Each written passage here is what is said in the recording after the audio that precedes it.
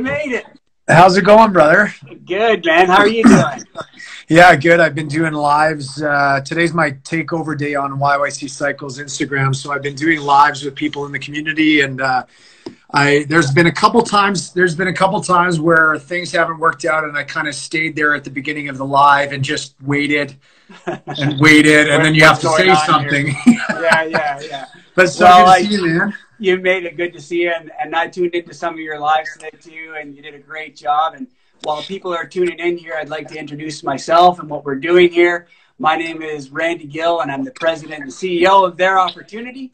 And I have an amazing guest on Opportunity Talks this evening with me. He's the pride of Calgary, Alberta.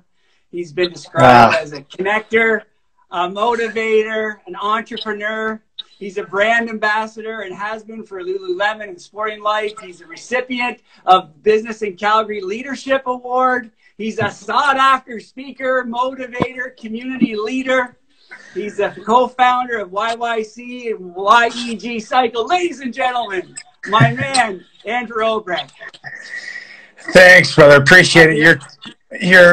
You're far too kind. You're far too kind, and it takes a village to accomplish everything, and we've got such an amazing team in Calgary and Edmonton, so couldn't do it without them.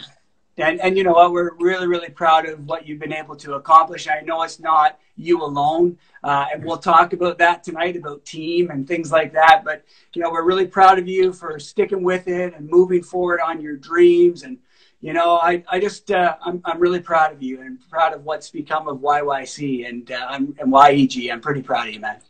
Yeah, awesome. And I mean, the same goes for you. It's been amazing to see what you've done with Their Opportunity, and you've never lost that spark of ambition to grow what you're growing and make the impact that you're making. So I just love that about you too, my friend. Well, we're kindred spirits, that's for sure, in that way. And I want to talk to you about, you know, how some of these things have come to be. I first of all want to ask you how you're doing. How's the shoulder? I know you had surgery. I want to know how you're keeping in shape, and you know how it's going with your team and all that to stay active. Yeah, it's I actually about 2 months ago, I'll give you a little insight. About 2 months ago, I went into surgery. I actually fully tore my pec muscle.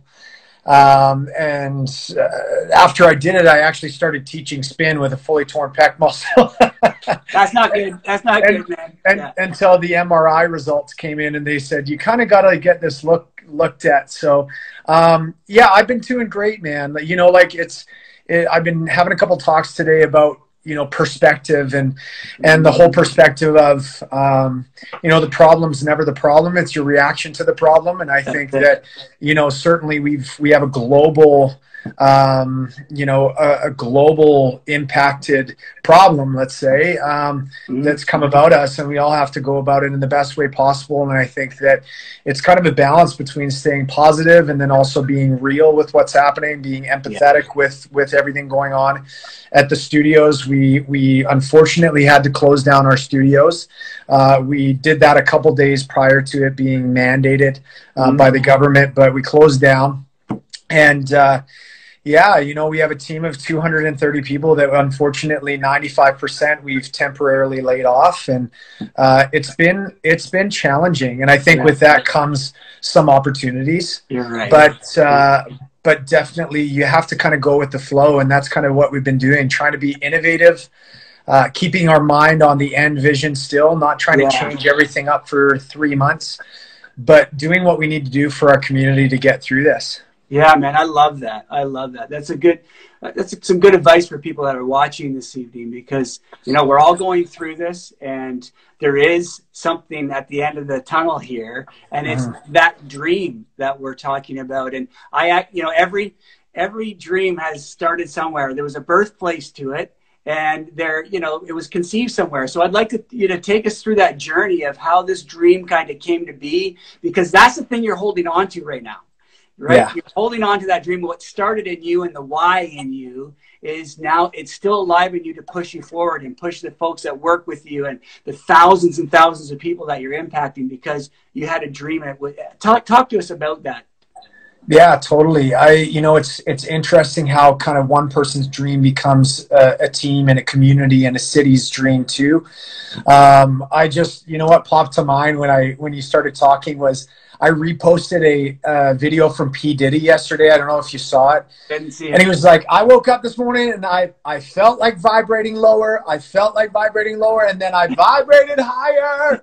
And like, hey, it's like, it's true. Like Yeah. there's tough days through this, but you got to choose your mindset, in the way that, like, especially the words that you say, the words that you think, and so on. But yeah, it's grinding. But I mean, Yeah. for me, this journey started for me about 7.5 years ago. I started teaching spin. I was a university graduate from UC, and I was an ex-football player at 260 pounds. Yeah. And, just a different version of the person that I am today, I guess, physically. And I got asked to start teaching spin. And at that point in time, I thought to myself, I haven't done too many spin classes, and I don't really love cardio, but I know I need to do it. Yeah. I know that I need to do it. I know a lot of athletes go one way or another way after they're done playing their sport. And so, I jumped in there. I thought there was absolutely nothing to lose and everything to gain to kind of, take that leap and start teaching. And that kind of just totally changed my world. I mean, I was talking to one of our first motivators that we had, Alex Troniak, and I was telling her the story before we opened up YYC. I said, when I first started teaching spin, the bike just became an accessory to what happened in the room. It was about, it was this platform for passion and positivity and community and authenticity. And she goes, you got to write that down. That's like your mantra. Yeah. And so now it's all over our walls. Thanks, Alex, for the idea. And, thank you, Alex. it's just kind of one of those things that retrospectively you look back, and we didn't hire a marketing company to do that. That came from the heart. And as I continued to teach spin, I went through a physical and mental transformation, and I wanted others to feel connected in that room. I didn't want them comparing their first chapter to my fifth chapter or whatever it might be, and so that's when I started, when someone came to my class for the first time, that's when I introduced them and I welcomed them to my biker gang. And that's kind of where the biker gang came from. And so, fast forward as we open up YYC with the amazing partners that I have, the biker gang became all of our riders, all of our motivators, riders. And it really became this community that no matter whether or not you were old, young, fit, unfit to society's standards, gay, bi, black, white, whatever it is, it's like this was a space that could be connected. And the biker gang was the united kind of group. So everybody kind of felt united. We didn't need to know each other's struggles. We just knew that everybody was kind of going through the struggle together, We're there. Yeah, that's the whole part of community, going through that together. And a big shout out to all the biker gangs out there. Keep spinning, keep active, keep busy. Yeah, and in the last 6 years, we've now grown to 5 studios in between Calgary and Edmonton, and another studio on the way. And it hasn't been without the amazing leadership team that we have, my amazing business partner Grady, the amazing motivators and key leaders and crew. Like we have an army that supports this community, and then most of all, I mean, the biker gang.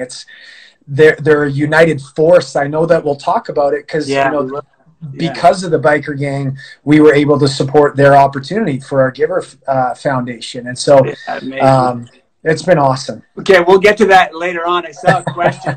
I'm gonna do some questions here in between, and then some at the end. We'll take your questions. And I think somebody asked about doubt. When you're building this whole thing and this dream, how did you overcome certain obstacles like doubt and things roadblocks that would get in the way? What kept you going? I mean, that's a really great question, and it comes in many different forms. I mean, sometimes during this process, I have to kind of calm down a little bit because I want to just push forward right through this thing. Let's keep working, let's push forward. But you got to kind of go with the flows of things. But right now, you know what helps the doubt is the 230 people that we have on our team and the thousands of biker gang that we have between Calgary and Edmonton. Like, this is a platform for not only our teams, but the community's mental and physical health. And so you want to talk about what takes away that doubt for me now. That's what it is. And that's what I'm focused on. You know, that's the movement that keeps you going forward, and that's how you build a movement, right? Yeah, with people. And I think it comes back down to community. Like, when you're building a business and when you're building a brand and when you're building a movement, you got to be mindful of who you surround yourself with. You know, it's not everybody's going to see the same vision as you. Not everybody's going to support the same vision as you. You know, human nature is to ask why, and that goes with visions and movements and businesses as well. Why are you doing this? You know, and I have this saying that I didn't make up, but I got it somewhere, and it's helped me along the ways. Is that, you know, at first they're going to ask you why you're doing something, and then they'll ask you how you did it. Right. So you got to hold on to something more than, I know that we've got similar connections, your brother from Cult Collective and so on. And Chris Nealon there, who's a really great speaker. He's like, try to make, create meaning more than making money. That's right. It's like, there's got to be a meaning behind what you do. And that allows you to really filter out those that might create doubt in you and really drive you forward. So, I mean, I could talk a whole hour on that kind of stuff. So yeah, same here. And, I think I saw one of the questions there about, other sports and passions and things, but, before you got into this whole thing, there's obviously a backstory. Let's talk a little bit back. Let's go way back to your childhood for a few moments. Not everybody gets to hear about Andrew's childhood, but take us back a little bit there, because that shaped you. Sure. Some of the things that you experienced in sport. I saw a question about what other passions, what other sports. We'll talk about that too, maybe. Yeah. But take us back a little bit on a journey. We won't spend 10 minutes here or anything like that. But the impact that sport had on you and being active as a child, and how it's kind of showing up in your life today. Yeah, I mean, I think there's a few really fun things that I can probably share with everybody that they may have never even heard about me before. So this is an exclusive, and I'm excited to do it. But there's a couple elements. They talk about kind of three events before you're 25 that really shape you who you are, and for me, and then I'll jump into sport because that's really important. For me, fun fact: in grade 5. I did a homework project on reptiles, and I did a project on alligators, and I saw there was a traveling reptile show. I'm making this a long story short, I convinced the guy that had the reptile show to bring his alligator to my grade 5 private French school to have it on display beside me when I was talking about alligators. Amazing. And probably wouldn't happen today, but what that kind of taught me was that perseverance. I didn't give up on reaching out to him and saying, this is really important that you bring a live 6-foot alligator into my grade 5 French class. Yeah. The second to that, and I think that's that perseverance. The second event to that was in junior high school. I was a little bit bigger. I was chubby in junior high school. I remember, I remember asking one of my friends, Kate Silver, I don't know if she's listening or maybe she will. I asked her, I said, why don't people like me? And she said, her answer was, maybe if you don't tuck in your shirt, maybe that'll help. But so love you, Kate, if you're out there. But, I really went through an environment in junior high too, that like, I was a chubby person. I had insecurities. And I think that, from there, and like my mom I was wearing like corduroys in a friggin' polo in grade 7. But, so maybe that's why too. But at the same point, I really grew empathy for people. Like someone that's going through a weight loss journey, someone who has mental obstacles that they're going through and are willing to share it and so on. those people inspire me so much when they step foot in the studios, that it's like, like I really feel for people that kind of went through similar circumstances of feeling, you know, and I think we all go through it, that we're self-conscious and so on. And when you talk about sport, it was, you know, high school was really the first time that I got into playing football. And when I went into playing football, I actually, I was at Western Canada and at high school in Calgary, and I was going to join the football team with my best friend, Justag. He's out there in Calgary right now. He, I think he owns, he's opening up an F-45, so that's super exciting. Cool. But him and I said, you know what, we're going to try out for the football team, and we're going to try it out for a week. And if we don't like it, then we're going to stop, right? And so we tried it out for a week, and for Justag, it wasn't really his thing, and I could understand that. But for me, I wasn't ready to stop, and so I kept going. Yeah, and that's good. And that was a huge lesson for me. To, you know, I just talked to you about when I started teaching spin, and I said, you know, there was nothing negative to come from that. I had nothing to lose. And so I think that goes back to even that in high school, when I said, what am I afraid of? Do I really have something to lose by doing this, or do I have a lot to gain? So I said yes, and then I played through high school. Then I got a scholarship to go to university. That's created a lot of opportunities. Leadership, you know, I was captain for UFC for the football team. I played for them for 6 years, redshirted a year, played for them for 6 years, had an opportunity in 2009 to go out to the Montreal Alouettes for training camp out there. Didn't make it through the rookie camp, but there's some big guys in the CFL. Some big dudes, I said I was 260, but so it's interesting, going back to your question, it's interesting how not only certain instances in your life, such as, you know, me asking Kate, like, why don't people like me, and being made fun of for being fat and being chubby and whatever it is in junior high, like some of these things, or the alligator in grade 5, like perseverance, and then really sport, taking some of those lessons in life, putting them into sport, and then also taking lessons out of sport and bringing it into life. So there you go. And that's full circle. That's how it kind of comes together, right? And that's why it's so important to have folks like you tell your story, because there's people out here watching that, you know, are kind of unsure of themselves, or maybe there's some young kids that are watching tonight that, you know, say, maybe I just need to try something for a week too. Well, I got to spin for a week, or I got to do martial arts for a week, or hockey, or whatever it is, and taking a risk. And that, again, those things start to shape you as an adult. And here we are talking about the dreams that have come true because you've taken those risks, you've learned, you've applied some of those skills that you've learned in sport and recreation, and just kind of gone with it. It shaped you. And, you know, one of the big things that that shapes us as well is the people that go on the journey with us. Yeah.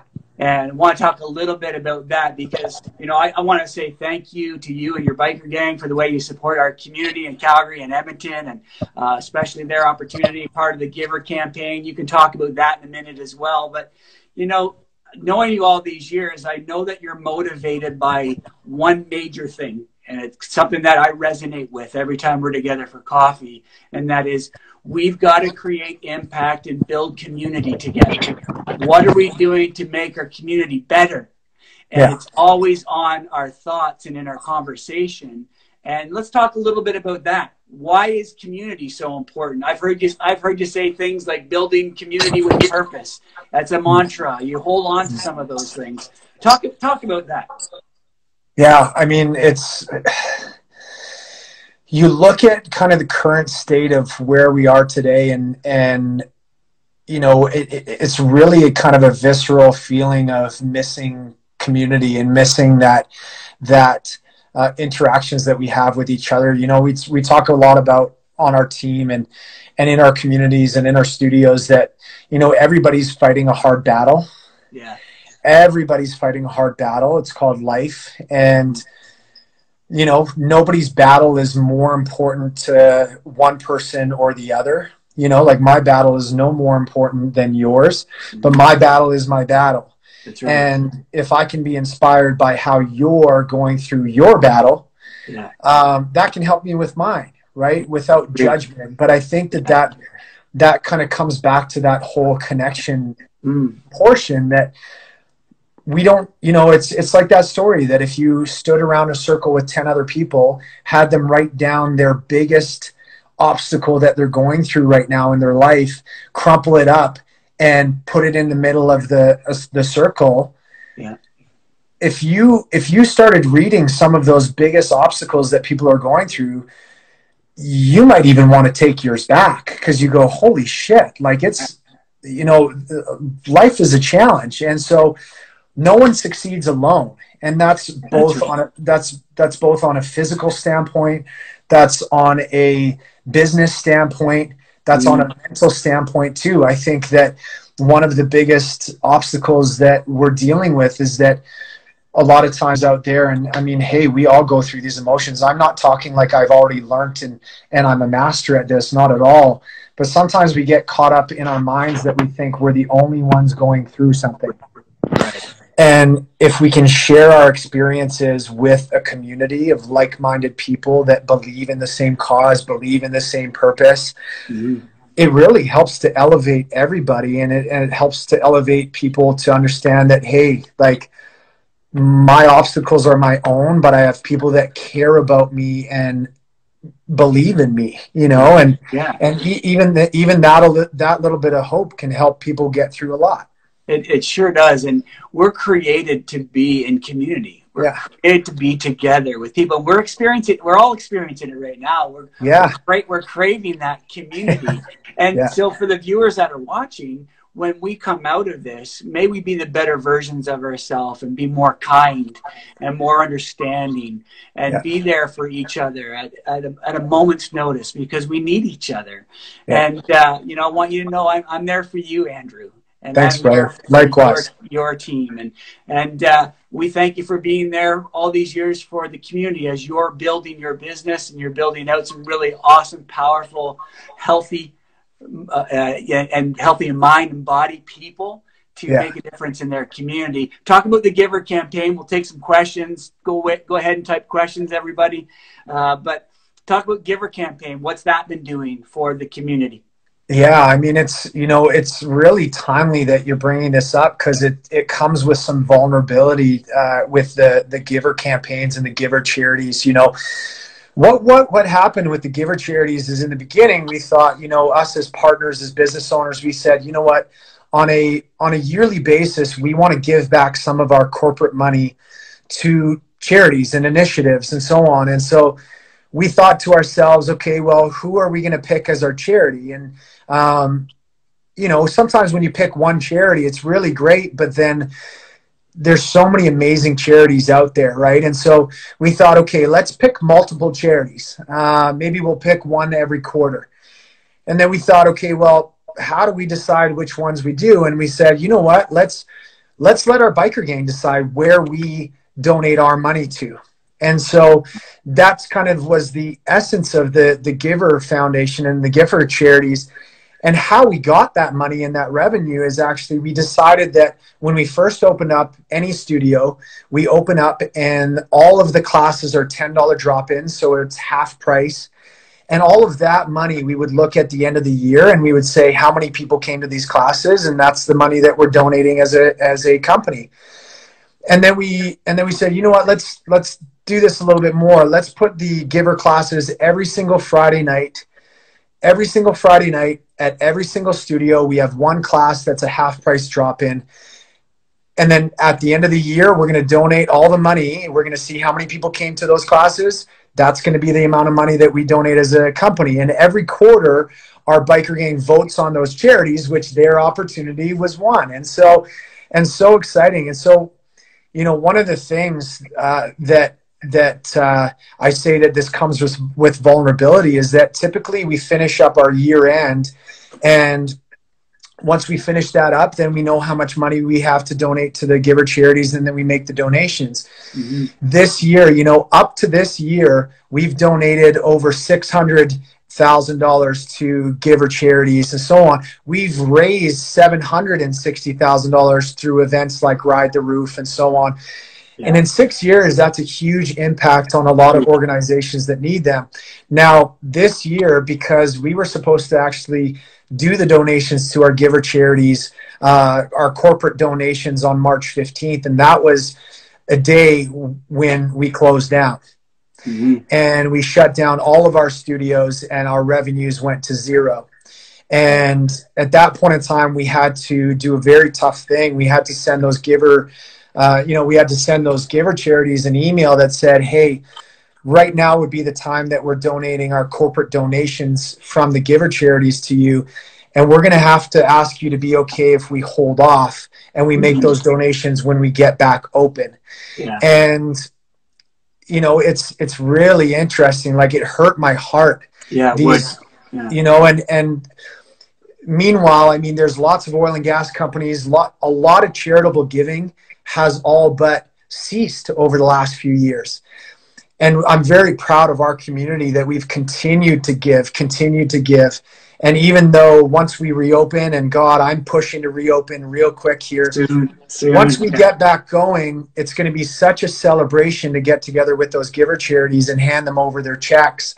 But that really landed on me because it's, you know, it is a promise that we make to our giver charities, and it's a promise that we're going to make good on and obviously complete. All the charities were so gracious and said, hey, we understand. We're so grateful for the money that's coming to us from your giver campaigns and your giver classes, and we can't wait for the day that you hand over those checks. So and it's coming again, everybody. And it's you know, when you talk about kind of corporate donations mixed with community initiatives, there's a lot of people that care, and so we can't wait until we open back up and get back stronger than we were, and keep going with all the giver foundations that we're working with. Right on, brother. I have a couple questions that came through here. How are you keeping the biker gang engaged during the shutdown? How are you keeping them engaged? That's a really great question. And there's a little bit of, you know, there's a business side and there's a community side. And I think what I'd say with that is that we've always said that we're not in the business of spin classes. You know, so the bike is just the vehicle. And yes, I understand, you know, for us, we actually lease our bikes. So we contractually, we can't release them. We can't lend them out to people. I wish we could. And even if we could, we wouldn't have enough bikes to satisfy the biker gang. You know, on the platform of recording and putting out live classes, we decided to close down a couple days prior to the mandated shutdown by the government. And we did that for the community, right? We wanted to be a part of the solution and not the problem. And, you know, for our choice, and I totally respect other studios out there that are doing amazing online classes, really engaging with the community. We made a decision to keep our community and our team safe in the sense that usually when you're recording a class at a studio, it takes at least two people to be there, the person teaching and the person filming. And unfortunately, a lot of times those people don't live together. And so we've really committed to that social distancing stance to try to be a part of that solution so that we can all get out of this quicker.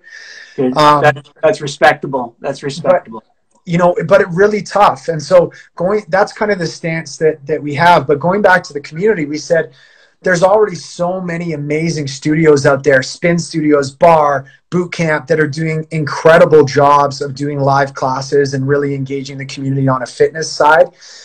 For us, we thought, you know what, if there's so many businesses doing that, how can we fill in the gap and go the other direction and help people with mental health, help people with positivity, help people with initiatives. Right now we're doing a campaign for sweaters and t-shirts that part of the proceeds go to Leftovers Foundation, which is an amazing foundation. And so how can we help add to what people are doing on the fitness side, but really support the biker gang to do mental health Mondays and give them mental health resources that if someone's feeling alone or they need to talk to someone, we're updating them with resources that they can be there. So we're really taking that pride of not being in the business of spin classes and seeing what we can do with that. Well done, my friend. I'm proud of you, and you're handling this really well. continue to push, continue to support people mentally, physically, spiritually, all those things. It's all kind of one package, and it's amazing what you're doing. Thank you so much for being on with us tonight and joining and partnering with us forever. And we're going to do some really awesome, cool things together. We have some really great guests. For those who are watching, don't forget to follow us at Their Op. If you're not following us already, make sure you do that now. This coming next week, actually, I saw David Ayers just joined a few minutes ago. The emergency goalie, David Ayers, is going to be on with us next week. Awesome. As well, we'll have Yeti on with us next week as well. Bill Neff will be joining us from Yeti, and it's going to be a great chat as well. So thank you, Andrew. Thank you, Biker Gang. And we'll share all this over the next couple of days on our socials. Everybody play safe, stay safe, and turn every obstacle into an opportunity. Have a great night, everyone. Thank you so much. Take care.